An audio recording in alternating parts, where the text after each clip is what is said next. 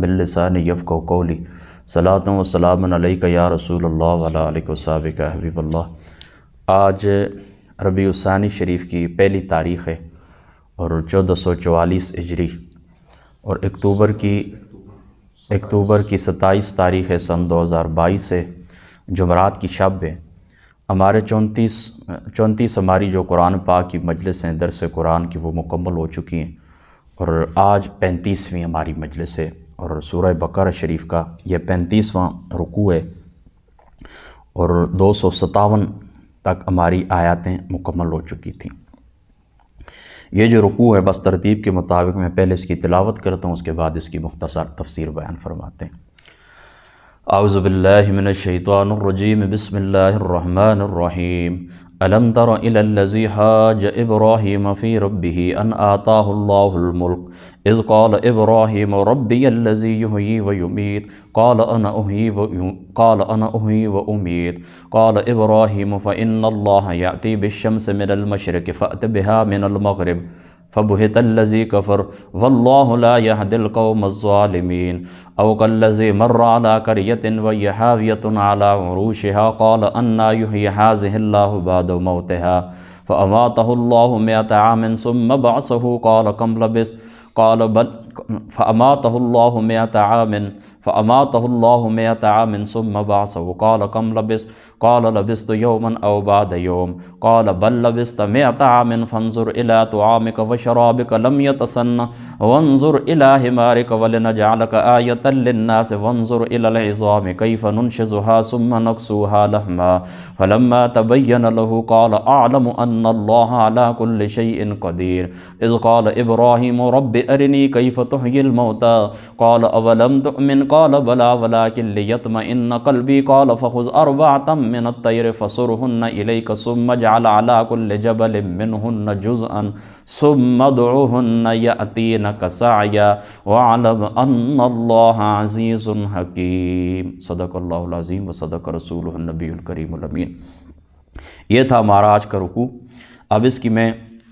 مختصر تشریح آپ لوگوں کے سامنے رکھتا ہوں۔ دیکھیں پیچھے اللہ تعالیٰ کی ذات اقدس نے یہ فرمایا تھا کہ اللہ تعالیٰ مددگار ہے ایمان والوں کا، اور کس طرح مددگار ہے کہ اللہ تعالیٰ کی ذات اقدس ان کو ظلمات سے نکالتا ہے اور نور کی طرف لے کے آتا ہے۔ اور اسی طریقے سے جو کافر ہیں تو طاغوت یعنی شیطان جو ہیں وہ ان کے مددگار ہیں اور وہ ان کے مائتی ہیں، وہ ان کی سائٹ لینے والے ہیں۔ اب آگے دیکھیں اس کی اللہ تعالیٰ کی ذات اقدس نے مثال بھی بیان فرمائی ہے کہ مؤمنین کا اللہ تعالیٰ مددگار ہے، اس کے ضمن میں اللہ تعالیٰ کی ذات اقدس نے سیدنا ابراہیم علیہ السلام آپ کا تذکرہ پیش فرمایا ہے۔ اور جو شیاطین ہوتے ہیں یعنی کافر ہوتے ہیں تو ان کے مددگار کون ہوتے ہیں؟ طاغوت، شیطان، ابلیسی طاقتیں۔ اب دیکھیں اللہ تعالیٰ فرماتا ہے الم تر الی الذی حاج ابراہیم فی ربہ ان آتاہ اللہ الملک، کیا نہ دیکھا آپ نے اے حبیب محمد مصطفیٰ صلی اللہ تعالیٰ علیہ وآلہ وسلم اسے جس نے جھگڑا کیا ابراہیم سے ان کے رب کے بارے میں، ان کے رب کے بارے میں، اس وجہ سے کہ دی تھی اللہ تعالیٰ کی ذات اقدس نے اسے بادشاہی۔ اللہ تعالیٰ کی ذات اقدس نے اسے کیا دی تھی؟ بادشاہی دی تھی۔ اذ قال ابراہیم ربی الذی یحیی ویمیت، کہ جب کہا ابراہیم علیہ السلام نے میرا رب وہ ہے جو جلاتا ہے اور مارتا ہے۔ ابراہیم علیہ السلام نے کیا فرمایا؟ میرا رب وہ ہے جو زندہ کرتا ہے اور موت عطا کرتا ہے۔ یہ بندہ کون تھا؟ اکثر مفسرین نے سنی شیعہ انہوں نے لکھا ہے کہ یہ بندہ نمرود تھا۔ باقی تفاسیر کے اندر اس کا نام نمروز میں نے پڑھا ہے، یعنی نمرود کے آخر کے اندر جو آخری لفظ ہے، آخری جو حرف ہے تو یہ دال ہے، لیکن وہاں پر اکثر تفاسیر کے اندر میں نے زال پڑھا ہے نمروز۔ بہر نمرود ہی مشہور ہے۔ نمرود یہ شخص تھا، یہ ارض بابل کا حکمران تھا جو عراق کا ایک شہر تھا، اور ابھی 1922 سے لے کر 1927 تک امریکی جو آثار قدیمہ کے ماہرین ہیں انہوں نے تحقیق کی ہے اور انہوں نے اس شہر کو دریافت کیا ہے۔ یہ بابل جو شہر تھا عراق کا، بیبلونیا، اس کو پھر انہوں نے دریافت کیا ہے ماہرین جو آثار قدیمہ کے ماہرین ہیں۔ امریکی ٹیم یہاں پر آئی تھی 1922 سے 1927 تک، اس کا یہ بادشاہ تھا۔ اور بعض مفسرین نے یہ دعویٰ کیا ہے کہ اس کی بادشاہی پوری دنیا کے اوپر تھی اور یہ پہلا بادشاہ تھا، اور بعد نے اس کا رد بھی کیا ہے، بعض نے اور طرف بھی گئے، وہ کہتے نہیں ایک علاقے کے اندر تھا اور پیچھے ایک دوسرے بادشاہ کا انہوں نے نام لیا، انہوں نے اس کو مقرر کیا تھا۔ بہرحال مشہور یہی ہے کہ یہ پوری دنیا کا بادشاہ تھا، پوری دنیا کے اوپر اس کی سلطنت تھی۔ اب یہاں پر ایک بات آپ نے یاد رکھنی ہے کہ یہ بندہ وہ تھا کہ جس نے خدائی کا دعویٰ کیا تھا۔ اب اس نے خدائی کا دعویٰ کس طرح کیا تھا؟ یہاں پر دیکھیں علامہ مودودی صاحب کی یہ تفسیر ہے میرے سامنے، اس کے اندر یہ لکھتے ہیں کہ قدیم ترین زمانے سے آج تک تمام مشرک سوسائٹیوں میں یہ مشترک خصوصیت رہی ہے کہ وہ اللہ تعالیٰ کو رب الارباب اور خدائے گان کی حیثیت سے مانتے ہیں۔ یعنی جو لوگ شرک بھی کرتے ہیں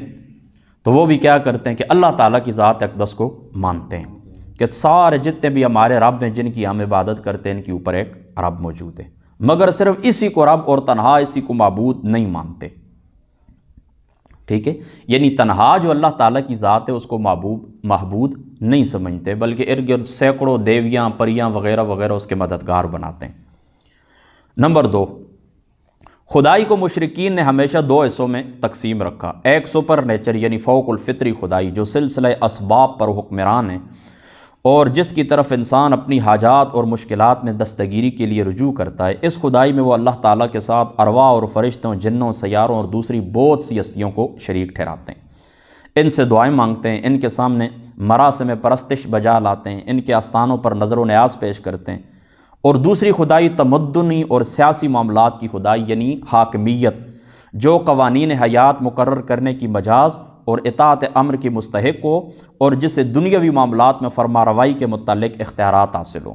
اس دوسری قسم کے خدائی کو دنیا کے تمام مشرکین نے قریب ہر زمانے میں اللہ تعالیٰ سے سلب کر کے یا اس کے ساتھ شاہی خاندانوں اور مذہبی پروتوں اور سوسائٹی کے اگلے پچھلے بڑوں میں تقسیم کر دیا۔ اکثر شاہی خاندان اسی دوسرے معنی میں خدائی کے مدبر ہوئے اور اسے مستحکم کرنے کے لیے انہوں نے بالعموم پہلے معنی والے خداؤں کی اولاد ہونے کا دعویٰ کیا، اور مذہبی طبقے اس معاملے میں ان کے ساتھ شریک سازش رہے۔ نمرود کا دعویٰ خدائی بھی اسی دوسری قسم کا تھا، یعنی خدا دیکھیں نا، مشرک جو سوسائٹیاں ہیں نا، ایک خدا تو وہ ہے اللہ تعالیٰ کی ذات اقدس، تو اس کو کیا سمجھتے ہیں؟ اس کو معبود سمجھتے ہیں، لیکن سینکڑوں اس کے ساتھ مددگار بھی مانتے ہیں۔ اور دوسری خدائی یہ یعنی حکم کس کا چلے گا؟ غیر اللہ کا حکم چلے گا۔ حکمرانی کس کی ہوگی؟ غیر اللہ کی حکمرانی ہوگی، فلاں خاندان کی، فلاں شخص کی ڈکٹیٹرشپ ہوگی، جو کچھ وہ کہے گا، یعنی خدائی قانون زمین کے اوپر نافذ نہیں ہوگا، غیر اللہ کا بنایا ہوا، بندے کا بنایا ہوا قانون زمین کے اوپر نافذ ہوگا۔ تو بعض مفسرین نے یہ بھی لکھا ہے کہ یہ نمرود اس طرح تھا کہ اللہ تعالیٰ کا منکر تھا، لیکن مودودی صاحب کی آپ نے دیکھے، میں نے پڑھ کے آپ کو سنا دیا کہ انہوں نے لکھا ہے کہ نہیں، اس طرح کی بات نہیں ہے، وہ اللہ تعالیٰ کو تسلیم کرتا تھا، یہ دوسری قسم کا خدا تھا، یعنی زمین کے اوپر حکمرانی میری ہے، یعنی اللہ کو وہ مانتا تھا لیکن زمین کے اوپر اپنی حکمرانی کا دعویٰ کرتا تھا، اس معنی کے اندر وہ خدا تھا، خدائی دعویٰ کرتا تھا۔ اب یہ بات آپ کو سمجھ آ گئی ہے۔ اب دوسری بات یہ سمجھیں کہ حضرت ابراہیم علیہ السلام کو اس نے کس وقت کہا کہ آپ اس طرح کریں کہ آپ بتائیں آپ کا خدا کون ہے؟ تو حضرت ابراہیم علیہ السلام نے فرمایا کہ میرا خدا وہ ہے کہ جو اللہ تعالیٰ زندگی بھی عطا کرتا ہے اور اللہ تعالیٰ موت بھی عطا کرتا ہے۔ اس کے اندر 2 روایتیں تفاسیر کے اندر ملتی ہیں۔ ایک روایت یہ ہے کہ یہ غلہ ذخیرہ کرتا تھا، غلہ یعنی محکمہ خوراک اس کے پاس تھا، یہ اپنے پاس خوراک رکھتا تھا، غلہ ذخیرہ کرتا تھا، پھر حاجت کے وقت لوگ اس کے پاس آتے تھے تو لوگ جب اس کے دربار کے اندر داخل ہوتے تھے تو پھر کیا ہوتے تھے؟ اس کو سجدہ کرتے تھے، لوگ اس کے اوپر داخل ہو کر کیا کرتے تھے؟ اس کو سجدہ کرتے تھے۔ تو اسی طرح حضرت ابراہیم علیہ السلام بھی تشریف لائے، باقیوں نے تو سجدہ کیا، حضرت ابراہیم نے سجدہ نہیں کیا۔ ٹھیک ہے، تو یہ پوچھنے لگا آپ مجھے رب نہیں سمجھتے ہیں تو پھر آپ کا خدا کون ہے؟ تو حضرت ابراہیم نے اس موقع کے اوپر جواب دیا، ربی الذی یحیی و یمیت، میرا اللہ تعالیٰ وہ ہے جو زندگی بھی عطا کرتا ہے اور موت بھی عطا کرتا ہے۔ دوسری روایت یہ ملتی ہے کہ یہ اپنے کسی میلے کے اندر گئے ہوئے تھے، حضرت ابراہیم علیہ السلام نے ان کے بتوں کو ٹکڑے کر دیے، یہ واپس آئے تو حضرت ابراہیم سے انہوں نے سوال کیا کہ یہ کیا ہے، آپ کا رب کون ہے، کیا آپ ان کو رب نہیں سمجھتے؟ تو حضرت ابراہیم نے نمرود کے دربار میں جواب دیا، میرا رب وہ ہے جو اللہ تعالیٰ زندگی اور موت عطا کرتا ہے۔ تو قال انا احیی و امیت، وہ کہنے لگا میں بھی جلا سکتا ہوں اور مار سکتا ہوں۔ تمام مفسرین نے اس مقام کے اوپر، امام سیوطی نے لکھا، یہاں تک کہ شیعوں نے بھی اس مقام کے اوپر لکھا ہے، تفسیر نمونہ کو آپ اٹھا کے دیکھیں۔ انہوں نے بھی لکھا ہے کہ پھر اس نے قید خانے سے 2 قیدی منگوائے، تو جس کو موت کا حکم ہو چکا تھا اس کو آزاد کر دیا، اور جس کو آزادی جس کی ہو جانی تھی، جس کو آزاد ہونا تھا کچھ عرصے کے بعد، اس کو اس نے مار دیا۔ تو حضرت ابراہیم کو اس نے یہ جواب دیا۔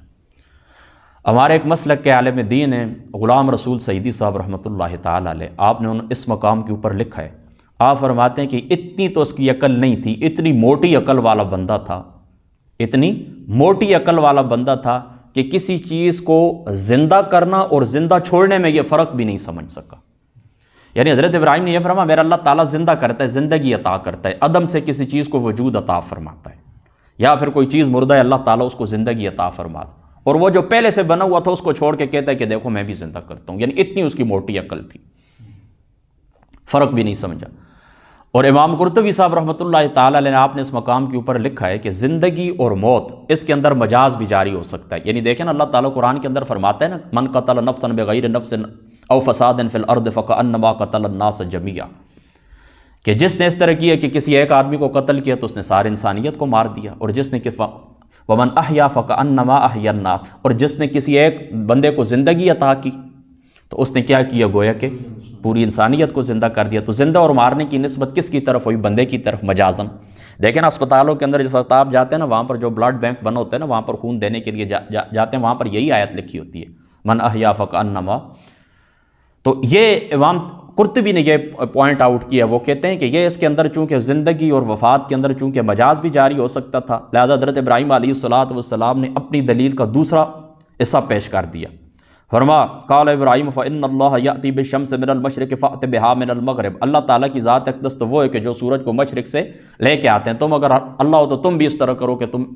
سورج کو مغرب سے لے کر آ جاؤ۔ فبہت الذی کفر، یہ سن کر اس کے ہوش اڑ گئے، واللہ لا یہدی القوم الظالمین، اور اللہ تعالیٰ کی ذات اقدس ظالم قوم کو ہدایت نہیں دیتا۔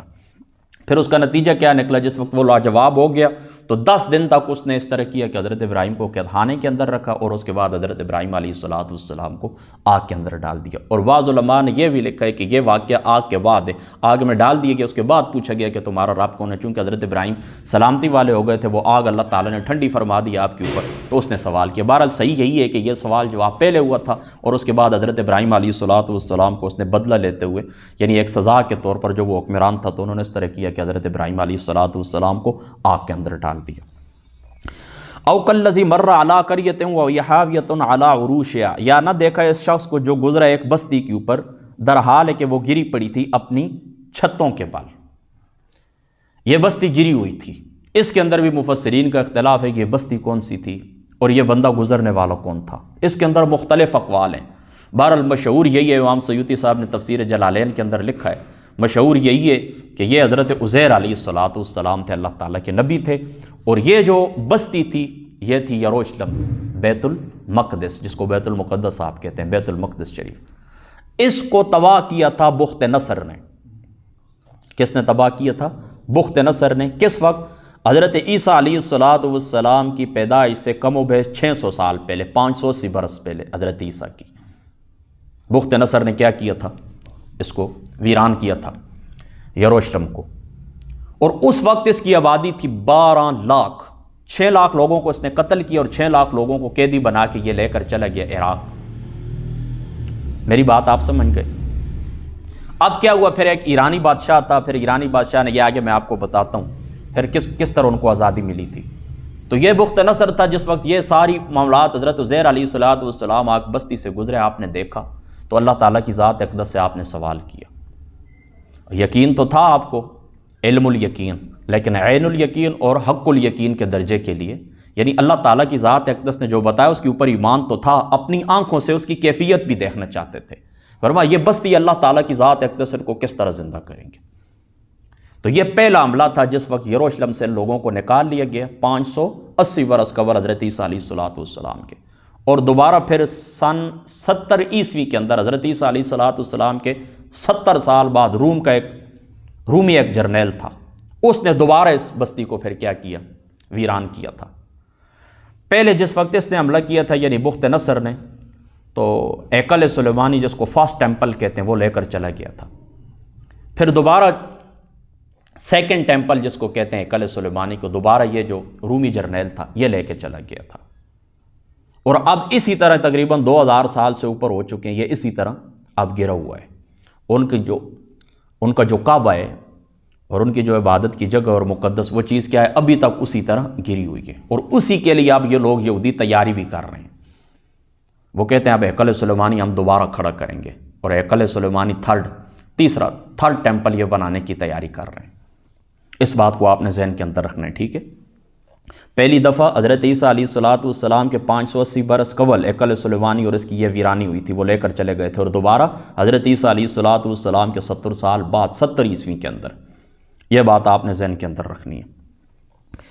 تو حضرت عزیر علیہ السلام جس وقت بستی سے گزرے تھے، اللہ تعالیٰ کی ذات اقدس سے پھر سوال کیا، تو قال انا یحیی ھذہ اللہ بعد موتھا فاماتہ اللہ 100 عام ثم بعثہ، پھر اللہ تعالیٰ کی ذات اقدس نے ان کے اوپر وفات طاری کی، اور وہ 100 سال تک اسی طرح پڑے رہے، پھر اللہ تعالیٰ نے ان کو زندہ کیا۔ قال کم لبثت، زندہ کر کے اللہ تعالیٰ نے پوچھا تم کتنا عرصہ ٹھہرے رہے ہو؟ قال لبثت یوما او بعد یوم، انہوں نے عرض کی پاک پروردگار ایک دن یا دن کا کچھ حصہ، یعنی جس وقت آپ کی وفات تھی اس وقت چاش کا وقت تھا، اور جس وقت آپ اٹھے تو مغرب ہونے والی تھی، عصر کا وقت تھا، تو آپ نے آپ کے جو علم تھا اس کے مطابق یہ بات ٹھیک ہے، لیکن اللہ تعالیٰ کی ذات اقدس کی جو قدرت اللہ تعالیٰ نے کاریگری دکھائی، فرما قال بل لبثت 100 عام، تم 100 سال تک ٹھہرے رہے ہو، فانظر الی طعامک و شرابک لم یتسن، اب ذرا دیکھ اپنے کھانے اور اپنے پینے کی طرف، وہ باسی نہیں ہوا، پرانا نہیں ہوا، وانظر الی حمارک ولنجعلک آیۃ للناس، اور دیکھ اپنے یہ جو آپ کی سواری تھی ان کو دیکھ، وَلِنَجْعَلَكَ آیَةً لِلنَّاسِ، اور یہ سب اس لیے کہ ہم بنائیں تجھے نشان لوگوں کے لیے، اور دیکھ ان ہڈیوں کو، وَانظُرْ إِلَى الْعِظَامِ كَيْفَ نُنشِزُهَا ثُمَّ نَكْسُوهَا لَحْمًا، کہ ہم کیسے جوڑتے ہیں انہیں پھر کیسے ہم پہناتے ہیں، ثُمَّ نَكْسُوهَا لَحْمًا، گوشت انہیں کس طرح پہناتے ہیں، فَلَمَّا تَبَيَّنَ لَهُ، پھر جب حقیقت روشن کی طرح واضح ہو گئی، قَالَ أَعْلَمُ، تو انہوں نے کہا میں جان گیا ہوں، أَنَّ اللَّهَ عَلَىٰ كُلِّ شَيْءٍ قَدِيرٌ، اللہ تعالیٰ ہر چیز کے اوپر قادر ہے۔ یہ اللہ تعالیٰ کی ذات اقدس نے یہودیوں کی نشاط ثانیہ کے لیے اللہ تعالیٰ نے حضرت عزیر علیہ السلام کو پھر زندہ فرمایا۔ پھر آپ جس وقت واپس گئے ہیں نا، تو تورات تو چونکہ آپ کو یاد تھی، تو پھر جس وقت وہ سوالات جو آپ بات ہوئے، گھر کے اندر گئے، 100 سال گزر گیا تھا، وہ آپ کی جو خادمہ تھی وہ بوڑھی ہو چکی تھی، بیٹا جو تھا آپ سے زیادہ عمر کا لگتا تھا وہ بھی بوڑھا ہو چکا تھا، آپ تو 100 سال اسی طرح پھر اسی عمر جو عمر آپ کی جو عیت تھی اسی عیت کے اوپر آپ واپس آئے، تو بیٹا تو آپ اس کی داڑھی تو سفید تھی، تو آپ نے گھر والوں کو کہا میں عزیر ہوں، انہوں نے کہا ہمیں کس طرح یقین آئے، پھر انہوں نے کہا کہ تورات کا ایک پرانا نسخہ تھا وہ لے کر آئے، دفن تھا کسی شخص کے پاس، پھر حضرت عزیر علیہ السلام نے تورات پڑھی تو وہ یقین کر گئے، اسی وجہ سے حضرت عزیر کو یہودیوں نے اللہ کا بیٹا قرار دے دیا تھا۔ یہ محیر العقول معاملہ دیکھ کے نا حضرت عزیر علیہ السلام کو اللہ تعالیٰ کا بیٹا قرار دیا تھا۔ پھر اللہ تعالیٰ کی ذات، پھر انہوں نے تعلیمات دی ہیں یہود کو، اور پھر وہ آپ کو میں بتا چکا ہوں کہ ایرانی جرنل تھا، پھر اس طرح کیا کہ انہوں نے پھر حملہ کیا جا کر اس کے اوپر بخت نصر کا جو شہر تھا، 134 سال بعد اللہ نے پھر ان کو آزادی نصیب کی، اور اسی شہر کے اندر یروشلم کے اندر آ کر یہ پھر دوبارہ آباد ہوئے، ٹھیک ہے۔ قال عالم اللہ وَإِذْ قَالَ ابراہیم، اور یاد کرو جب عرض کی ابراہیم نے رب ارنی کیف تحیی الموتى، یہ بھی اسی کا طرح سوال تھا، کیف تو کیفیت سے سوال تھا، یعنی اللہ تعالیٰ تو مردے کو زندہ تو کرتا ہے، میں کیفیت دیکھنا چاہتا ہوں کس طرح۔ یہ بھی حضرت عزیر علیہ السلام نے تمام مفسرین نے لکھا ہے کہ حضرت عزیر علیہ السلام اس طرح، حضرت ابراہیم علیہ السلام نے ایک دریا کے کنارے کے اوپر ایک مردہ پڑا ہوا دیکھا ہے نا، اس کو مچھلیاں کھاتی ہیں، اس کو درندے کھاتے ہیں، تو پھر اللہ تعالیٰ کی ذات اقدس اس کیفیت کے دیکھنے کا سوال کیا، کیف تحیی الموتى، اللہ تعالیٰ یہ زندہ کس طرح ہوں گے، قال اولم تؤمن، کیا تجھے اس کے اوپر یقین نہیں، قال بلا، یہ سوال جواب اس لیے ہوا تاکہ لوگوں کو پتہ چل جائے کہ حضرت ابراہیم علیہ السلام کا جو سوال تھا وہ عدم ایمان یا شک کی بنا کے اوپر نہیں تھا۔ وہ کیا کہتے ہیں، اللہ پاک یقین تو ہے لیکن علم الیقین سے آگے عین الیقین اور حق الیقین کے درجہ دیکھنا چاہتے تھے، ولکن لیطمئن قلبی، لیکن میں اپنے دل کے سکون کے لیے، قال فخذ 4 من الطیر، پھر فرمایا 4 پرندے آپ پکڑیں، فسرہن، پھر انہیں مانوس کر اپنے ساتھ، فسرہن، انہیں مانوس کر اپنے ساتھ، الیک ثم اجعل علی کل جبل منہن جزءا ثم ادعہن یاتینک سعیا، پھر مانوس کر انہیں اپنے ساتھ، پھر رکھ دے ہر پہاڑ کے اوپر ان کا ایک ایک ٹکڑا، پھر بلا اور چلے آئیں گے تیرے پاس دوڑتے ہوئے۔ فسرہن کا ایک معنی یہ، الیک، یہ بھی لمبی بات ہے آپ کو ابھی چونکہ وقت تھوڑا ہے، فسرہن کا ایک معنی یہ اپنے پاس مانوس کر، اور ایک معنی یہ کہ انہیں ٹکڑے کر ان کا قیمہ بنا، ان کے مختلف اجزاء پھر مختلف پہاڑوں کے اوپر رکھ دے۔ یہ حضرت ابراہیم علیہ السلام کا وہ واقعہ جب آپ شام کے اندر آ چکے تھے، کیونکہ اس مقام کے اوپر جو عراق تھا وہاں پر پہاڑ وغیرہ نہیں تھے، یہ شام کا واقعہ ہے۔ تو حضرت ابراہیم علیہ السلام نے پھر اسی طرح کیا ہے، ثم جعل علی کل جبل منہن جزءا ثم ادعہن یأتینک سعیا، پھر بلا انہیں چلے آئیں گے تیرے پاس دوڑتے ہوئے۔ پھر حضرت ابراہیم نے اسی طرح کیے، 4 پرندے تھے، تفصیل ہے وہ، مور بھی تھا، کبوتر بھی، کوا بھی، پھر ان کو پالا اپنے پاس، پھر ان کا قیمت بنایا، پھر ان کے مختلف اجزاء منتشر ہو گئے۔ پھر حضرت ابراہیم نے جس وقت ان کو آواز دی تو حضرت ابراہیم کی آنکھوں کے سامنے پر اور مختلف جتنے بھی اجزاء تھے، گوشت، بوٹیاں، وہ ساری ترتیب کے ساتھ جمع ہوتی گئیں، پھر اسی طرح دوڑ کر وہ حضرت ابراہیم علیہ السلام کے پاس آ گئے۔ یہ دلیل تھی کہ قیامت والے دن اللہ تعالیٰ یہ سارے جو منتشر اجزاء ان کو اللہ تعالیٰ اس طرح جمع فرمائے گا، یہ قیامت کے اوپر، آخرت کے اوپر۔ یہاں پر میں تعریف کرنا چاہوں گا شیعہ مفسر کی، شیعہ مفسر ان کا نام میں آپ کو بتا چکا ہوں، حسین بخش جارہ، انہوں نے جو تفسیر نمونہ لکھی ہے، یہاں پر بڑے زبردست انہوں نے اللہ تعالیٰ کی وحدانیت کے اوپر اور قیامت کے اوپر اور دوبارہ جی اٹھنے کے اوپر بہت زبردست گفتگو اپنی تفسیر نمونہ کے اندر کی ہے۔ باقی جو اہل سنت کے مفسرین انہوں نے بھی بہت پیاری گفتگو کی ہے، لیکن اس شخص نے انتہائی کمال کے ساتھ اس مقام کے اوپر گفتگو کی ہے۔ اور یہ جو لوگ اللہ تعالیٰ کی ذات اقدس کے اوپر، قبر قیامت کے اوپر، دوبارہ جی اٹھنے کے اوپر یقین نہیں رکھتے، تو یہ اللہ تعالیٰ کی ذات اقدس نے بیان فرما دی حضرت ابراہیم کے سوال کے اوپر۔ وَعْلَمْ أَنَّ اللَّهَ عَزِيزٌ حَكِيمٌ، اور یقیناً اللہ تعالیٰ سب پر غالب ہے اور بڑا دانا ہے۔ اللہ تعالیٰ کی ذات اقدس عمل کی توفیق عطا فرما۔ واخر دعوانا الحمدللہ۔